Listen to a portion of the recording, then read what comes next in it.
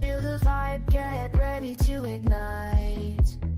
Untold stories in the airways, flying through the night. Experience voices, tales so bold. Streaming live, the truth unfolds. Untold Radio Network, where secrets come alive. New episodes daily, the mysteries thrive. Great guests, super chat, it's so I remember right. Share and subscribe. Join the side where truth can't hide. Aliens in the attic, UFOs in the sky. Cryptids lurking, oh my, oh my. Ghosts in the hallway, whispering your name. The paranormal, the unexplained. Become a VIP, get the inside scoop. Unlock the mysteries, be part of the group. Live streaming stories, they're talking to you. Super chats buzzing, join the crew. Untold Radio Network, the secrets come alive. New episodes daily, the mysteries thrive. Great guests, super chat, it's a wild member ride. Share and subscribe, join the side where truth can hide. So if you've got the guts and you want to explore, tune into the untold, it's what you're looking for.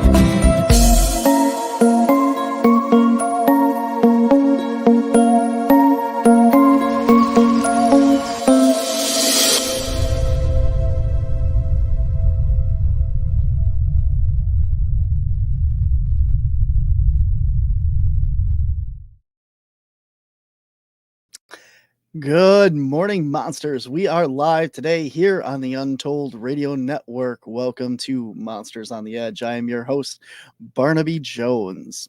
We have an amazing guest today in the studio. He is many years in the Forest Service and longtime Bigfooter, and we're excited to have him here. But first, guys, if you want to know what the Caps team has been up to, it is finally here. Our brand new episode, Caps Road Trip, debuts this weekend. Here's what it's all about.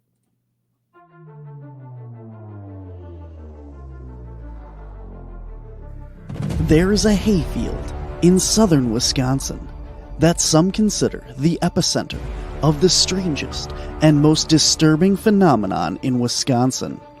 Strange UFO sightings, animal mutilations, orbs of light, and even the beast of Bray Road himself, the Dogman. Now, the team from Cryptids Anomalies and the Paranormal Society seeks to find answers. They are determined to discover the secret of Lee Hample's hayfield.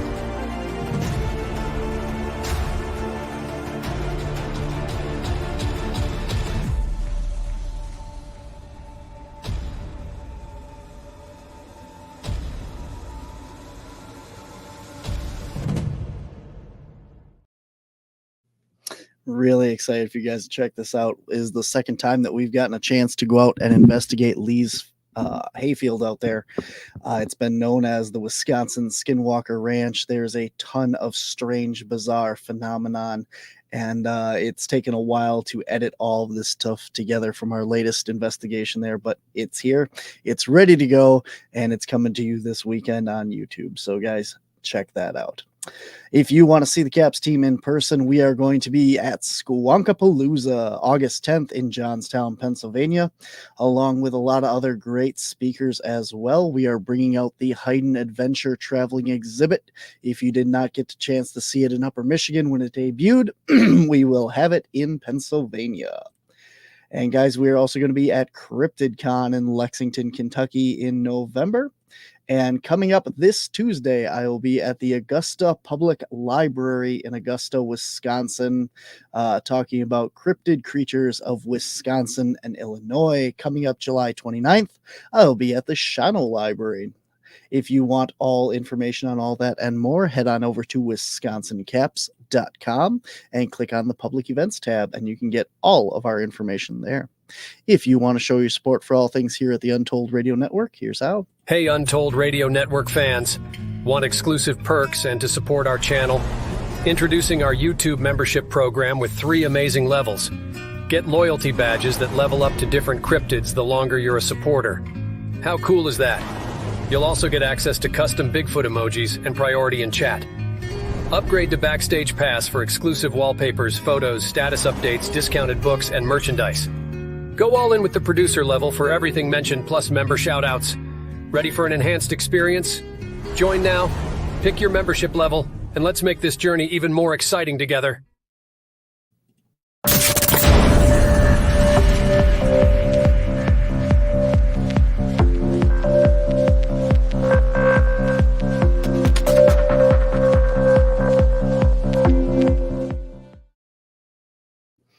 All right, guys, my guest today is absolutely amazing. I'm excited to have him here. Mel Skahan is an enrolled member of the Yakama Nation in Washington State. His entire career has been in the forests of the Pacific Northwest of the United States Forest Service and the Yakama Nation. He started listening to stories of the forest people as a young child from his great-grandfather, where he would listen to the locals and other enrolled members of their encounters. During his career, he has had numerous encounters with Sasquatch, ranging from putrid smells to even sighting one. That is when it piqued his interest and wanted to learn more about them than just the stories. He became a member of the BFRO and investigated encounters across Washington and Oregon. During his forestry career, was the main investigator for all the encounters of Bigfoot. He has done many interviews with other media platforms such as Coast to Coast AM, ESPN, and the Yakima Herald Republic. He has also appeared on several television shows, including Red Earth Uncovered, Finding Bigfoot, Expedition Bigfoot, The Yeti Massacre, and has also appeared in many Bigfoot documentaries, including Bigfoot's Reflection, A Flash of Beauty, and its sequel, The Paranormal Bigfoot. And now he is here with us to share all of his stories. Please welcome Mel to the show. Welcome, Mel. Hello, Barnaby. How are you doing today? I am doing very well. Oh, I'm excited. I have been listening to some of your other interviews and stuff that you've done, so I'm excited to talk to you. Before we get into all of your stuff, I want to set a baseline here because you've worked for several years, numerous years with the Forestry Service and the Fire Service and all that. You spend a lot of time out in the woods. So let me ask you this. How many bears have you seen out in the woods over your years? Oh, geez. I don't have enough fingers and toes to count that high. But I've seen probably about 100, okay. 100 plus bears. Okay.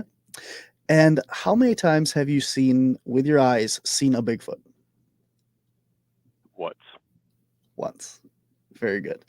I like to talk at this because, it sets that baseline. People are always like, if they're out there, if they exist, wouldn't we be seeing them more? Well, you have spent so much time out in the woods. That's your whole job, your whole life out there, working, camping and stuff. And all the bears that you have seen, but only one Sasquatch. And I think that's important to point out. Do you agree? Well, I agree. During all my interviews with witnesses on the reservation and on its boundaries, I've talked to people that have seen them like 3 or 4 times that are just out for a drive in the woods. And I'm like, you have a chance to. I'm out there all the time, and I only seen one, but I had an opportunity to see my second, but I did not. But Mm. these people just go for a drive and poof, they're calling me up and saying I just saw a bit, and then they call me again, a couple months later, I just saw another one. Yeah, I don't know what it is. I don't know. But I know when I get a chance, like I said, to talk to people, because people are so obsessed with, well, they should see it more. It should be more of like this normal animal. And I like to set the baseline with that because, with as many bears and, I mean, we'd be here all day if you're trying to count how many deer and other creatures you've seen out there. But it's just interesting to say that you've had so many experiences with all these other animals, but the one visual. So awesome. Mm-hmm. So so you have a very unique opportunity out there because you've said that you're one of the few people that is doing Bigfoot research out in that entire area. You have a lot of forest that is basically yours for investigating. Yes, yes, and I've come across one other person, and we've teamed up for investigations, and we actually did an investigation where we both um, smelled and heard in the distance one scream out loud while we were out there. Wow, interesting. So I want to start here, and I know you've talked about this on other shows and that, but I want to get more into it. The I guess the first experience that you've had where you kind of realized that these things were real. Yeah,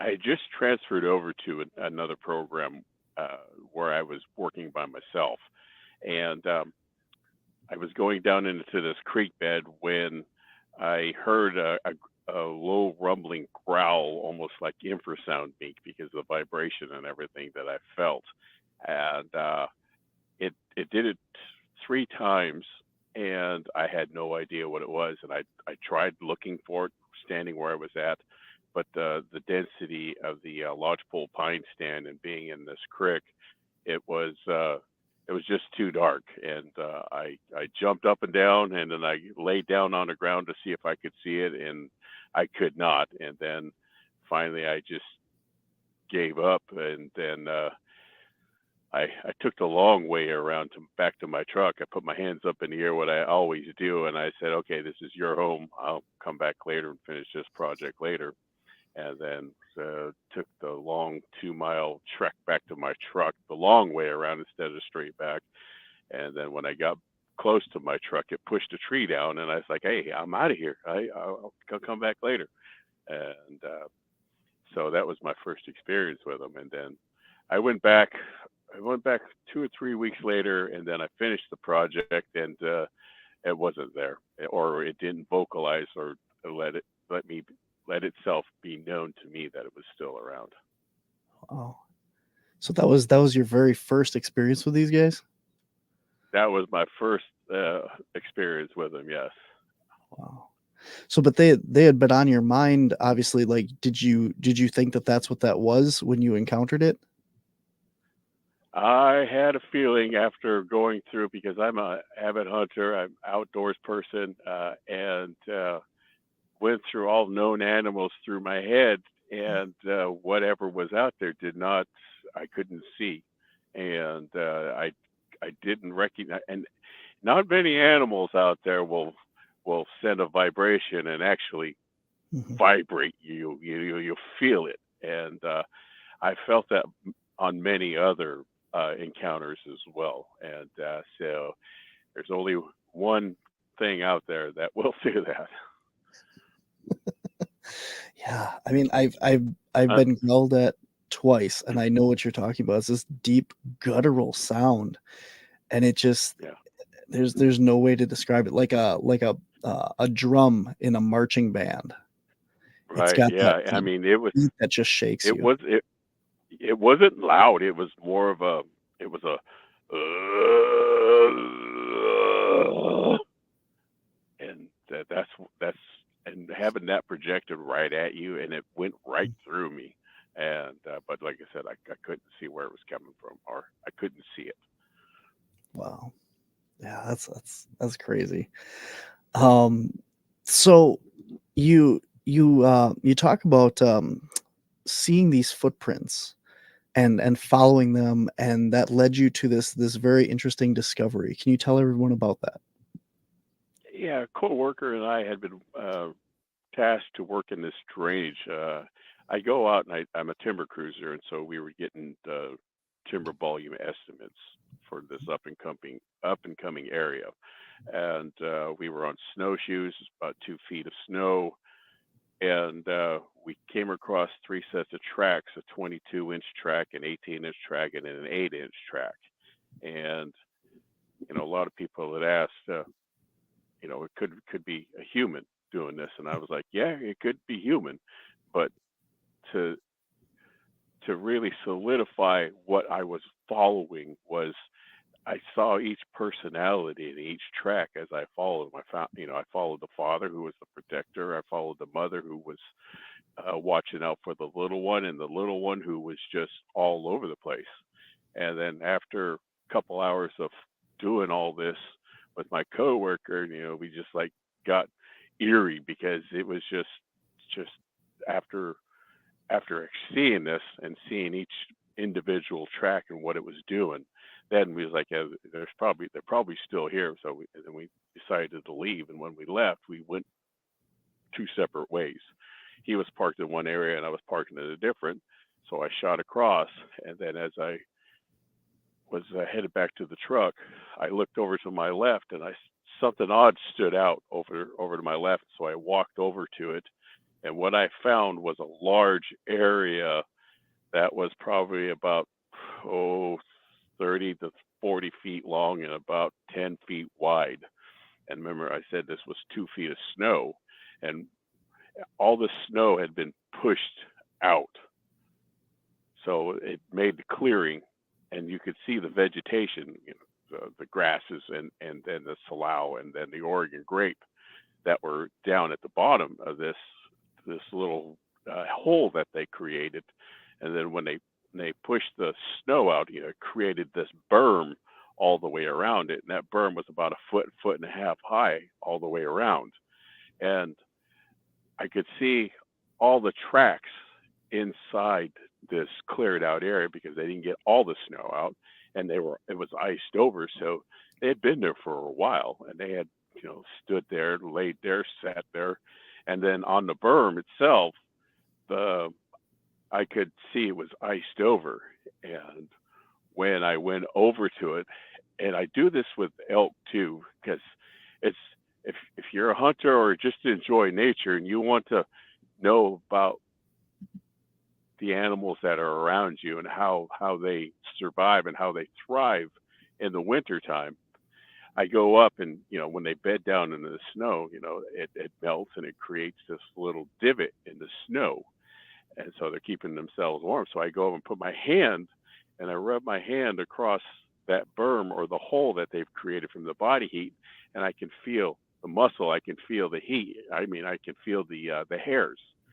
So I did this to this nest that I found, and because I could see it was iced over, so I did the same thing. I ran my hand along it, and I could feel the muscle. I could feel the hairs as they laid back, and I went all the way around it, and it was the coolest thing. And then after I walked around it, I could see how they moved around this. And then the next thing I tried to figure out was why here? What's so special about this place? And when I was standing there, I heard a log truck go by, and it was empty, and it was going in. And then I got to thinking, I was like, well, this is a perfect spot to be, right next to a road, perfectly hidden, because this was a dense forest, to see traffic going in and then traffic going back out, so you would know if it was clear enough to move about freely without being sighted, being detected. And that's the only thing that came across my mind when I was standing there, was why they put it right there, not in the open, but the placement of it right there. Interesting. So, can you tell me a little bit more about the area that you're in? What kind of forest was this? Like the cover in that? The forest was right around 150 to 200. So it was a multi-layered forest. It had 120-foot tall trees. The density was real thick, so it was like a 3 or 4 story or 3 or 4 layered forest, which is ideal for its growth. And so it was fairly dense, not dark, but it was also shadowed very well enough to not allow a lot of sunlight to come in. So compared to an open park, no trees, you're going to get 100% light. And then, fairly dense, you're going to get about 70, 80%. But this was getting probably about 20 to 30% light because of the density of the above upper layers of the forest of the trees. Now, is it hardwoods or softwoods or a mixture of both? Oh, it was a conifer forest. Sorry. Okay. Perfect. And so it was Doug fir, grand fir. It had very little vegetation in it, on the smaller vegetation that I had mentioned, only because of the allowable light underneath that canopy. Okay, very cool. Was there anything in like the bottom of the nest? I've heard stories of, excuse me, like pine boughs or stuff that have been put down to make like the ground a little bit softer or something. Did you notice anything like that in there, or was it pretty much just the ground? No, it was just the ground itself. They just moved all the snow out of the way to get down to that low ground vegetation, that ground cover. Interesting. So as far as like the location of it, like, was there anything else unique about it? Like, well, you had talked about following the footprints and stuff in that direction. So was the creek nearby? Isn't that where you said that you found those? This was in the flats, and we had about half a mile to get to the creek, so it's about 150 to 200 yards away from the main road, and the road was a paved road, and at that time we only had one sail going in there, and so that was the only plowed road into the timber sale that was, I forget, it was like about 20 miles up the way yet. But, to be able to put yourself in that spot where there's only one road, and then the access to that road is in and out, and to be able to watch that. But it was in the flats, and it was like I said, about a quarter mile away from the creek bed, because south is the road. About 200 yards in is the nest that I found, and then a quarter mile this way, and then down into the shadowed areas, because when we hit the open areas going north, we thought somebody else was out there, because our snowshoes that I was wearing is about 30 inches, and these tracks, they had been there a while, so they grew wider and longer because of the snow melt. But once we got into the shadows of that canyon, that's when we were able to go from they're just snow tracks, impressions, with no detail, down to, as you went down further into the creek out of the sun, to be able to see a little bit more detail. And the tracks started shrinking and then narrowing. And then when we got down to the clearest track that was out of the sun, there was full-on detail of dermal ridges, toes, and so then after that, it was like, I know what this is now. It's not somebody else out here working. Yeah, absolutely. We have a couple questions specific to this, and I want to address them while we're still on this topic here. Lee would like to. She's obviously heard your story before, and she says, "What did Mel take from the nest, and did he return it?"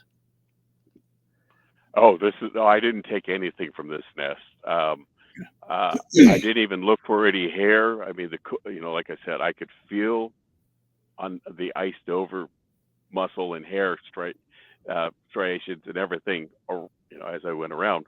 But on this nest, I didn't take anything. But on the later on, about 20 years later, I did take something from a nest that took 6 hairs, and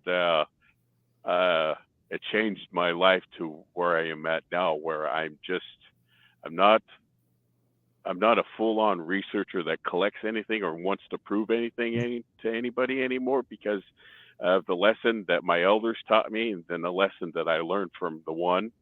And so right now, I anybody that wants to learn anything that I've come across, or I had questions when I was going through this, and so I help people just like the people that I had questions for help me. So I'm in that role now where I love to help people to explain to them what they're experiencing. That you're not crazy, you're not a loony. I'm the loony now.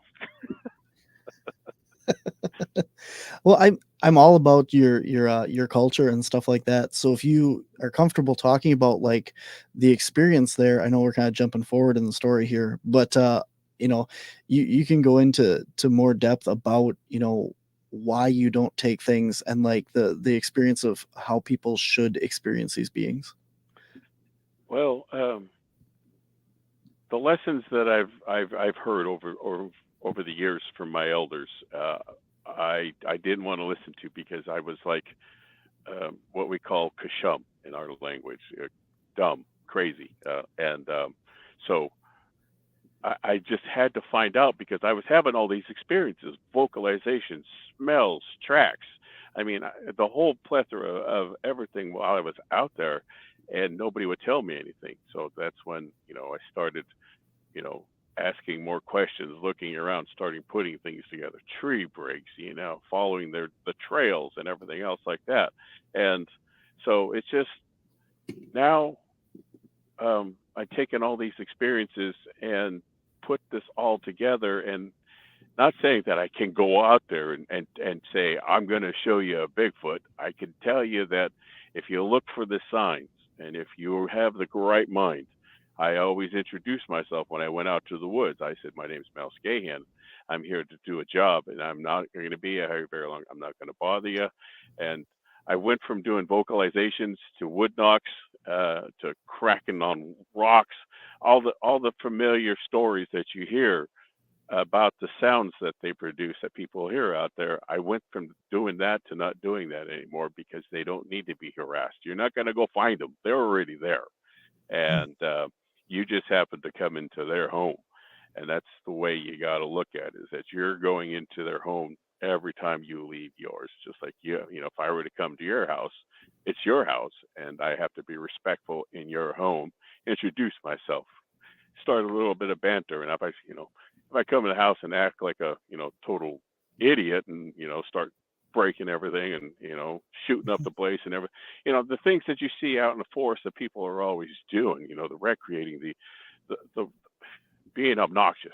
When you're obnoxious, you're going to have the foul interactions with them. But you go out there, you be positive, you introduce yourself, you share who you are, your family, whoever's with you, then you're going to have those peaceful encounters where they come into your camp, because those are the types of stories that I have now, is inviting them in. Awesome. I 100% agree. We need to take a really quick break here for station identification and show your support for the Untold Radio Network. We are live today with Mel Skahan from the Yakama Reservation out in Washington, talking all things about the forest people out there. If you have any questions, put them in the comments section, and we'll get to them as soon as we can. We'll be right back. Show your support for the Untold Radio Network family of shows and join in on the conversation by using super stickers and super chats on YouTube. Got a question you want answered? Ask it live via a super chat and get real-time responses from our show's knowledgeable hosts and guests. Help keep the Untold Radio Network shows running strong. We need your support. Send your super chats and stickers now. All right, guys, we are back here on the Untold Radio Network talking today with Mel Skahan from the Yakima Reservation. No, I get you need a little break. It's a short break there. um no, it's so cool, like the experiences and stuff that you have had out there, and that you're right. Like as soon as you go out in the woods, it is their house, and people are like trying to attract them and make all these noises and stuff. And I always tell people, if somebody walks into your house, even in pitch black, you know how to get around your house. You're going to be sneaky and quiet and maneuver around, and everything, every piece of furniture in your house and where it is.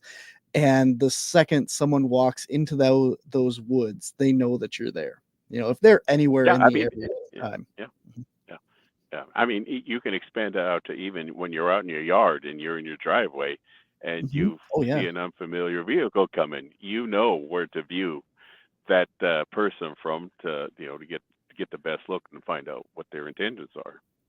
absolutely. Yeah. So I want to talk a little bit more about. So you were talking about finding these footprints, right? The three, the supposed father, the mother, and the juvenile. So with your Mhm. research, you collect a lot of stories and that from the people out there. Have you been able to follow this family unit throughout the years since you first encountered it? Yes, yes, I have. The reservation is 1.2 million acres, and where I found them was pretty close to the center of the reservation. And I was with the BFRO, and they had a report come in south of the reservation, and it was off the reservation about 20 to 30 miles. And so I took the report because it had some similarities to the one that, or the family unit, to the father. And I interviewed the gentleman, and sure enough, it was the same one, 22-inch foot. And he had this particular walk to him. And this gentleman did view him as he was digging through the back of his truck, and then noticed that he had a problem with one of his legs, and so that made him stand out. And I mean, when you start collecting the stories, you got a 22-inch foot, and he's got a problem with his left leg, and somebody else says, I've seen a Sasquatch or forest person, and he's got a 22, 23-inch foot, and he's got a problem with his left leg. That's how, when I put that story out, people started coming to me. I seen him. And so I started collecting different stories about interactions, encounters from him. And from my location where I followed the family unit, uh, they were actually spotted about 2 miles, 3 miles from that creek bed by a fire lookout who kind of called them in, kind of. I hate to, I hear people say, I wish to see that big man with the big feet, or would you make yourself known? If people ask, they may do it. And so this lady did that, and voila, she saw him, and he turned out to be 10 feet tall. He was just 1 inch shy of 10 foot tall, and he was balding and all, and um, so from my location and her location, that from that spot, uh, 60 miles to the south is where he was spotted, and then 45 miles to the southeast, and then 30 miles to the northeast. So he had a huge roaming area. And do they migrate? Do they move? Yes, they do. They you can't stay in one place at one time for a long time in order to live. You have to move with the foods. You have to move with the animals to thrive. Wow. So if I'm understanding you right, it's about from the center outwards, it was about 100 miles, give or take, from the top of where he was sighted to the bottom there. Yes. Yep. Yep. Wow. I mean, just I'd say about a pinpoint and do a 60 miles all the way around. I would say that was his roaming area. Wow, that's a big area. Well, that's a big guy, 22-inch foot. That's a, yeah, about 10 years after I started following him with the stories and everything, he had succumbed to his injury because nobody was seeing him anymore. They were seeing the little one, and within a 5-year period, he went from an 8-inch foot to a 16-inch foot. So he had a phenomenal growth rate. And if he's going to be like his dad, 10 foot tall with almost a 2 foot long foot, he's going to be a big guy. Okay, so how big let's see. How big is the area, like the Yakima reservation? How many miles is that? Like you said acreage, but how many like miles from the top to the bottom and to the east to the west? Oh, geez. I've never thought about it that way. I mean, elevation wise, I mean, the tallest area on the reservation is right around 10,000 feet, which is Mount Adams, the summit of Mount Adams, and the lowest is below sea level within the Yakima Valley, lower Yakima Valley floor. But I mean, we've got alpine forest. We have 2 mountain ranges or 2 mountains. We have Mount Adams, and then the Goat Rocks is our northwest boundary, and those are what we call primitive areas. And I've had encounters with them in both areas, and I've even taken a lot of stories down in the lower Yakima Valley, which is all agricultural land, apples, onions, cherries, tomatoes. I mean, you name it. It's all grown down in ag land. And collecting all the stories over the years, I finally kind of seen the movement of them coming down, because, who wouldn't want to come down and, get some prime Northwest Yakima apples, or, cherries during the springtime, and then, go back up. And so they would come down at dusk, and then the reports that I was getting from dusk until like about 2 o'clock in the morning, they were seen coming down in a northern fashion, but from the 2 o'clock on, until daylight, they were seen going south and then southwest to get back up to the highlands. Interesting. So it's a pretty big area. So we're talking about this 60-foot radius, or 60 mile radius from your initial sighting spot, I guess we'll call it, of these guys. In that radius, have you taken reports of any other creatures or any other family units in that area, or has it all just been this one? No, I've had other ones that have been spotted in that area. So there's more. My estimation, and this is I think a low ball is right around 30 to 35 of them that live within the Yakima reservation and roam around its boundaries. Okay. That's interesting. I was just wondering, because is there just one family unit that encompasses that circle of area, or, how they interact with them? Have you heard any stories of interactions between family units? I trusted this one guy who told me that he had been seeing 12 of them at one time. Oh. And then, he was really believable. And then I started thinking about, it's just, I mean, bears congregate, the number of bears, you asked me a question about bears. The most bears that I've seen in one area is 36.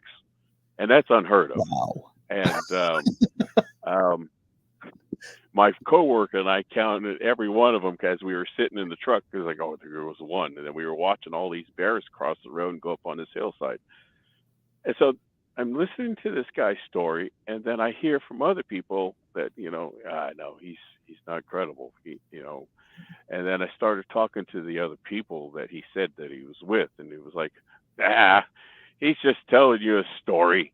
We were never chased out or anything like that. So, you're as as a researcher, as an enthusiast, as somebody that does this, people are going to try to hoax you, or try to throw you off, and that's just how people are, because it's like, oh yeah, I got one over on Mel because he thinks everything is Bigfoot, and I don't.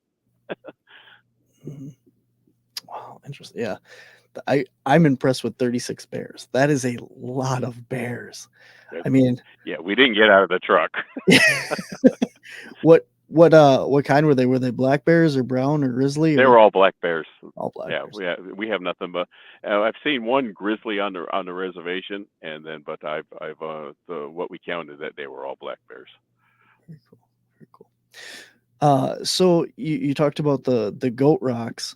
So do you have mountain goats out there, or Oh yeah. We have mountain goats that are located in the cliffs of the Klickitat River, and then up on the eastern slopes of Mount Adams, and then also on the Goat Rocks.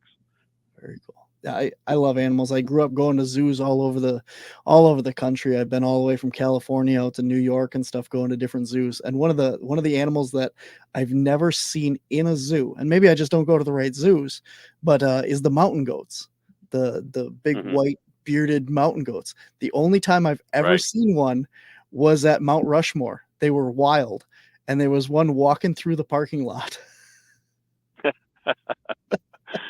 So Yeah, I don't know. they do stick out. I mean, when you got dark rocks and then a dark forest that they're Yep. coming and moving about, and that the big old white fur of theirs, white hair and everything, they stand right out, and it is something to watch them maneuver, on these cliff sides.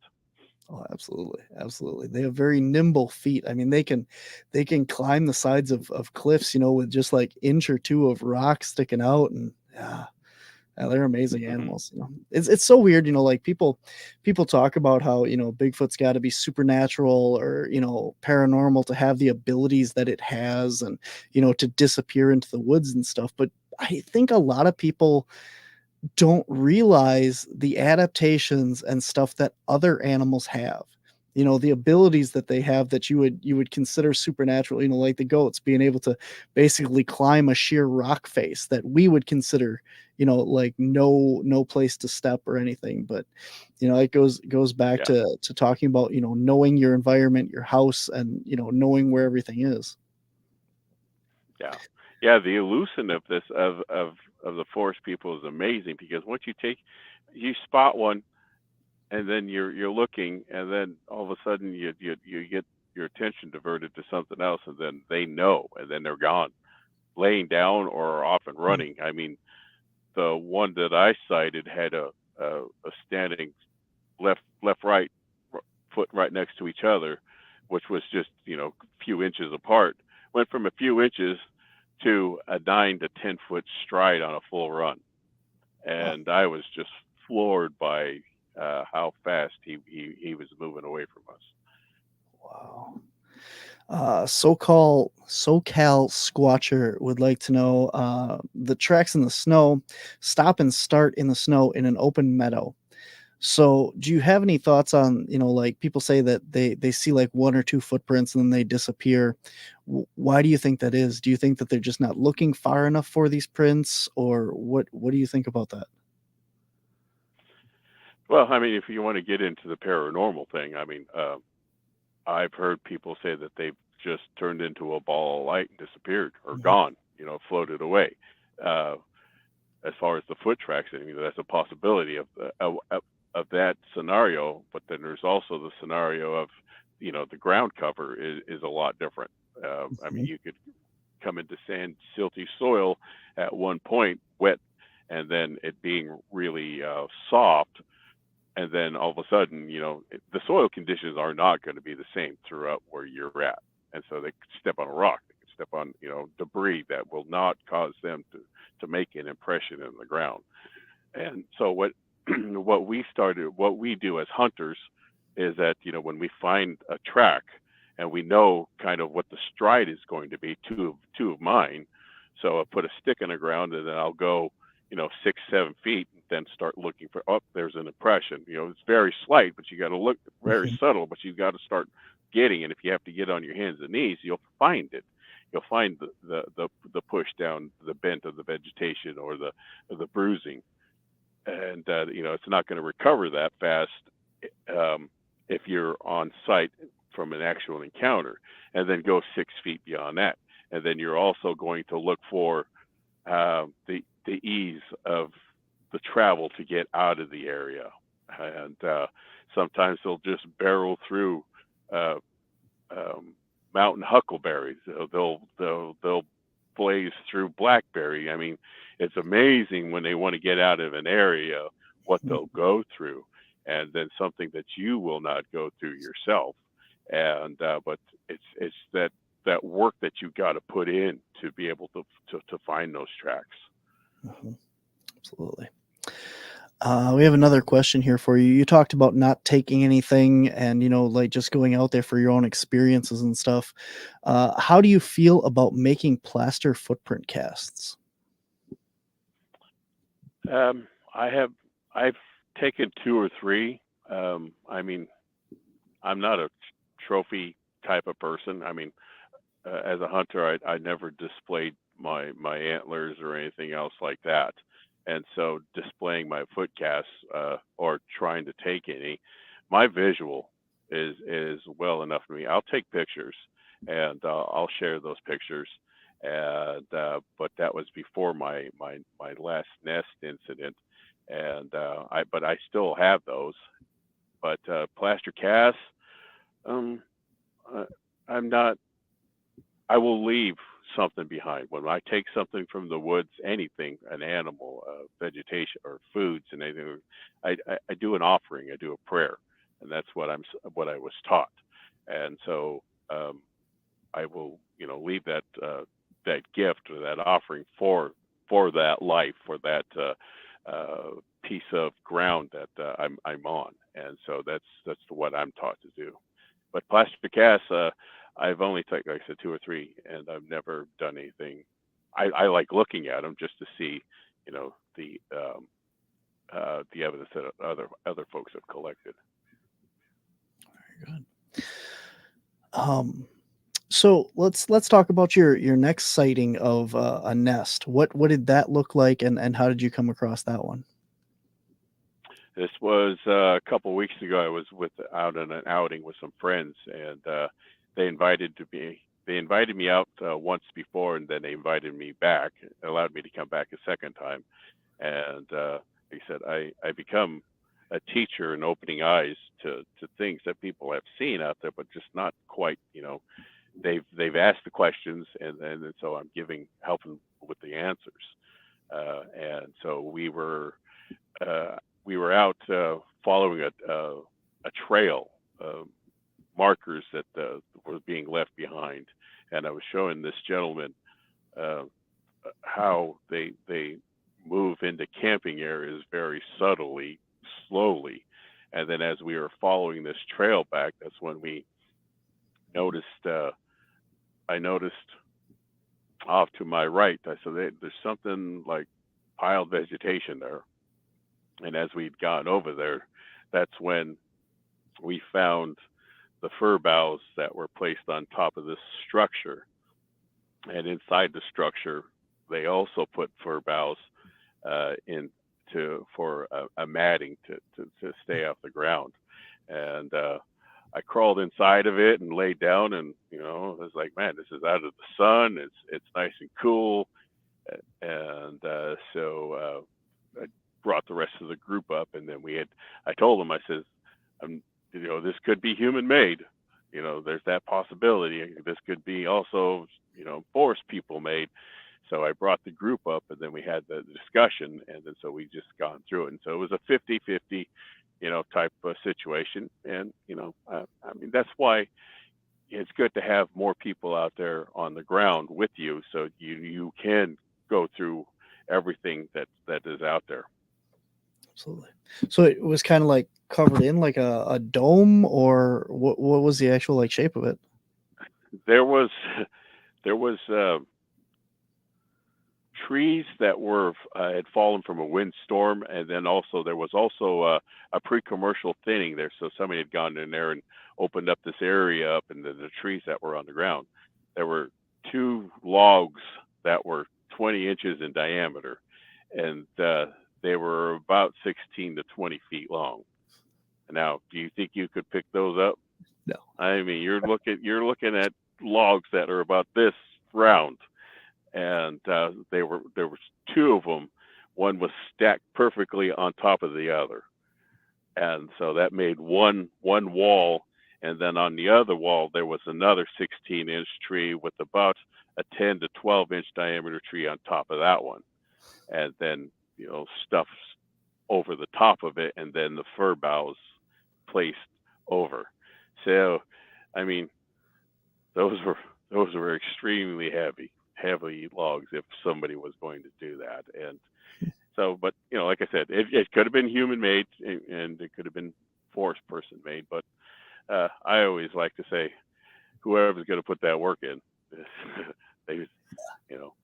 they strained themselves pretty heavily.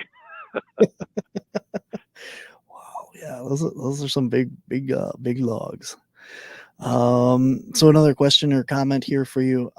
There are so many accounts with high strangeness, it's hard for me to accept that they're merely flesh and blood. So when we're talking about like some of the beliefs of your people in that, what do they believe? Do they believe that they're like another tribe of humans out there that, like that they were able to trade with and stuff? Or do they place them in more of a spiritual realm? No, I mean they were just ordinary, a tribe, another tribe that the Yakimas got along with, and lived with, moved with, traded with, ate with, sat with, and so that was one of the legends that was passed to me. And then during the times everybody started migrating to the west, and then the Yakimas started to see these people coming in and seeing, technology at the time. Native Americans didn't have metal, they didn't have pots, they didn't have pans, stuff like that. And so that is what they to make life easier, that was coming across. And so when they started going down to meet with and talk with these people and wanted to be along with them, that's when the forest people told them, well, if that's the type of lifestyle that you want, then you could go down there, but we will not, we will not be interacting anymore. And so that was the path. That's the legend that I was told, the story that I was told by my great grandfather. Interesting. Now you had also talked on some other shows about your grandfather had told you that these beings, you don't go out at night, that they snatch people up and stuff like that. So is that right? Do I have that right? It's a possibility that people get lured away, but snatched. Okay. I mean, yeah, that's I've collected somewhere right around 30 stories where children were playing in the woods or placed in the woods, told to wait there, don't go anywhere. I'll be right back, and then they wander off, and then when the parents come back, or whoever was watching them says that they're gone, and then notice that something strange had happened, then they start following the tracks, and then see that what they're following, why they're being pulled away from them. We used to, and all tribes in the Pacific Northwest have this wild woman that we call her Tatathea, who used to collect wanderers, alone people, and then take them home and eat them. But that was a very long time ago, and is that still practiced? Who knows? People disappear all the time in the woods, and that's usually because they're lost. I've got hundreds of stories of people that have been lost and been protected. One gentleman was lost in the woods only because he went the wrong direction, was familiar where he was going, but didn't know the terrain very well. And when I heard where he went into, and I was like, I would even go in there, and I had to go in there. But they ended up finding him, like, what was it? It's like about six days later. And then he told the most bizarre story, because he was diabetic. He had a bunch of other problems, and he was taken care of. He said that the forest people would bring him food, And then when the search and rescuers or the volunteers started getting closer and closer to his location, then he was found, and then then he shared that story. Interesting. But they're protectors of the land and of the people. We are coming up on the end of the show here, so we have a couple more minutes left with Mel. If you have any questions for him, get them in the comments section. We'll get to them as soon as we can. So where do you think this disconnect comes from then, between the stories of trading with them and interacting with them, and then don't go into the woods because these people are out there, right? Like, where did that happen then? Well, I mean, the curiosity of them now is starting to show. When you go out to the woods, they're coming into the camps. They're looking, they're learning, they're touching, they're feeling, and we've had this happen hundreds of times. When we go out to the woods, we'll place stuff out. I mean, magnets. To us, magnets are an ordinary thing, but to them, they don't know the experience of bringing two magnets together, and so we started using different things for them. And so that curiosity, that learning, that process for them wanting to share with us now is starting to come forward, because I think personally that they're ready to be not discovered, but to be somewhere parallel to us, to where they want to be, and then not go any further. And the strangest thing that I've ever happened, we were talking about the hair story. A month ago, a gentleman was showing me a vial of hair, and I was told, don't do anything, don't collect anything, don't do anything.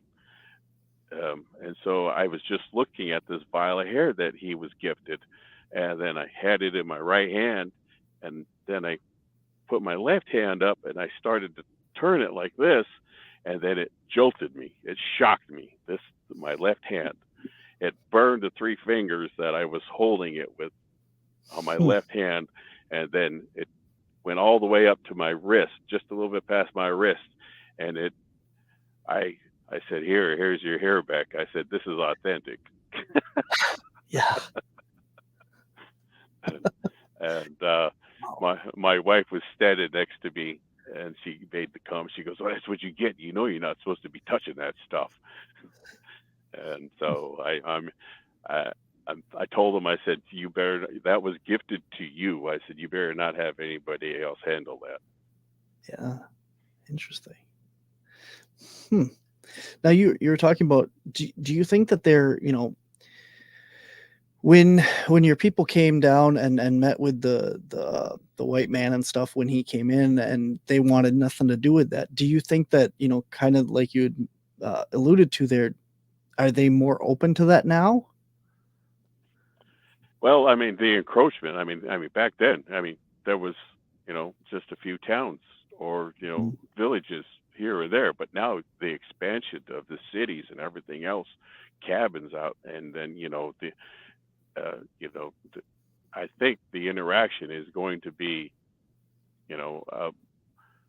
more because of that. You get people being pushed way out into the woods, people also recreating further out into wilderness areas. So that type of interaction with them is going to be, almost like an everyday thing now. Now, correct me if I'm wrong. I think it was you that had this story about an interaction putting out mason jars. Yes. Okay. That it was the family of three that was spotted by that lookout, and then we had canned salmon, and so we had 3 jars of it, and so we had one that was sealed, and then we took the lid, the ring off of one, but the cap was, the sealed ring or cap was still on it, and then the third one we cracked it open but put everything back together so that we could show them how to open it. Well, we had gone back, and then the mason jars with the canned salmon, were all of them were eaten, but not destroyed like a bear or coyote or anything trying to get into it, tooth marks and everything. Everything had been opened, eaten, and then everything put back together. Really? So it was all closed back up again the way you left it. Yes. Wow. Okay. Interesting. Yeah, I had during this last camp out, I had this lady. She had some honey buns. And I've never heard of honey buns, but they're like a donut or something like that. Yep. And so they're individually packaged and they were in a box. So she put it out here in their gifting site, and then she had mentioned it thoughtfully out. She goes, "I brought you honey buns, but I don't want you to litter. I want you to put the packages back into the box." And so, it was laid out for the night. Then she went back, and then she went back the next morning. She come back, the honey bun box, the flap had been opened, and then one of the honey buns was gone, and then the wrapper itself was placed right back into the box. Wow. So, that type of communication can happen. Like I said, if you're open-minded, don't go out and try to prove them to everybody. You don't have to go prove them to anybody. The only person that you want to convince yourself that they are kind, gentle, and the interactions that you're going to have will be positive if you go out there and be that great human, that great host, that great guest. Mm-hmm. Yeah, very well said. I think that's a perfect sentiment to wrap up on here, man. It's absolute pleasure talking to you. Where can people find you? Where can they get a hold of you? Where's your next conferences that you're going to be at? I will be at the in Merritt, British Columbia, August 11th, and I will be speaking on that day. And I don't have a website. I don't have anything like that. I don't have merchandise. I don't promote myself. I just, when somebody hears about the stories and everything and wants me to talk about, just like you contacted me, I'm more than welcome to come aboard. And then October 26th, back on the Yakima Reservation, we will be having I'm getting guests together for our conference back on the Yakima Reservation, the Bigfoot Con for 2024. And that will be October 26th and October 27th. And I think so far we have a gal named Elaine Miles, who is from Northern Exposure.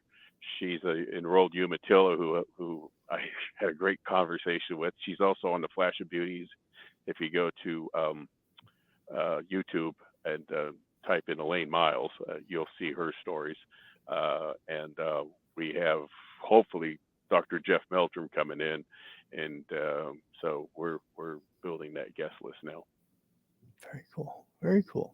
Yeah, and I've had a lot of the people from Bigfoot Flash of Beauty on, both of them, and it's an amazing documentary, very good for anybody that's interested in checking it out, as well as, like I said at the beginning, you've been on Expedition Bigfoot and Finding Bigfoot as well as a lot of other documentaries and stuff. So you've definitely gotten yourself out there, even if you weren't trying, I guess. But yeah, people find you.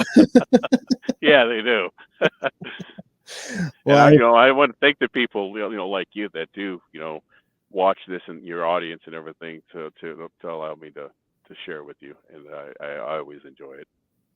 Absolutely. Well, the pleasure is all of ours to have you on here, to have you share your stories and experiences. And it's very good to hear from you and all the stuff that you've shared. Thank you very much for inviting me. Thank you. Thank you for coming. I will talk to you later, man. Take care. Later. All right, guys, that is our show for this week. Thank you all for watching and tuning in. Thank you. I appreciate any likes, shares, comments that you have. Make sure that you subscribe to us here on the Untold Radio Network or wherever you're listening to podcasts or any of that nature. Make sure that you hit that like and subscribe button and share it with all of your friends. It's a great time having Mel on the show here today. Thank you again so much for sharing all of your stories and your experiences. And we have some cool stuff coming up the rest of this week here. Coming up this Thursday on the Paranormal Spectrum, we have Nancy Thames is going to be my guest. She is a former Department of Defense for the United States government, and she is going to be on the show sharing her experiences with UFOs and UAPs, and some of her stuff is going to be this Thursday, 10 a.m. And then coming up next week on Monday, we have Larry Baxter is going to be joining us here on the Monsters on the Edge. And that does it for me here this week. So, guys, thank you so much for tuning in. Thank you so much for being part of the show. Until next time, guys, I'll see you on the edge.